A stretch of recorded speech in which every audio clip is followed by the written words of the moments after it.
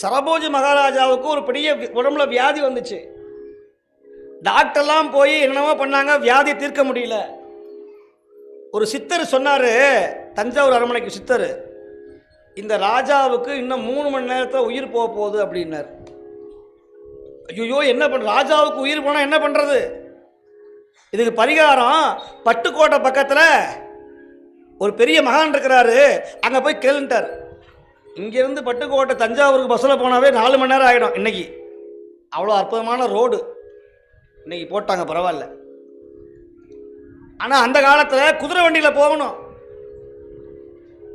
இவன் நேராக போனாங்க, டயத்தை பார்த்துக்கிட்டே போனாங்க.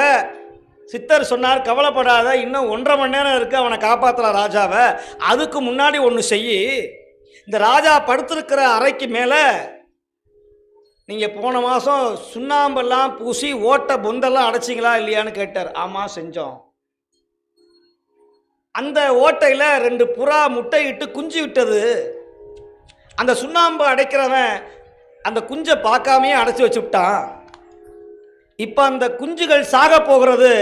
அந்த குஞ்சுகள் இறந்து போனால் இந்த ராஜாவும் உயிரை விடுவான். அதனால் அந்த குஞ்சை காப்பாற்றினால், புறா குஞ்சுகளை காப்பாற்றினால் இவன் உயிரை காப்பாற்றலான்னு சொன்னாங்களாம். இது நடந்த வரலாறு. உவேசா எழுதுறார், தமிழ் தாத்தா எழுதுறார். அப்போ என்ன அர்த்தம் அப்படின்னா, எவ்ரி ஆக்ஷன் ரியாக்ஷன், ஒவ்வொரு வினைக்கும் எதிர்வினை உண்டு.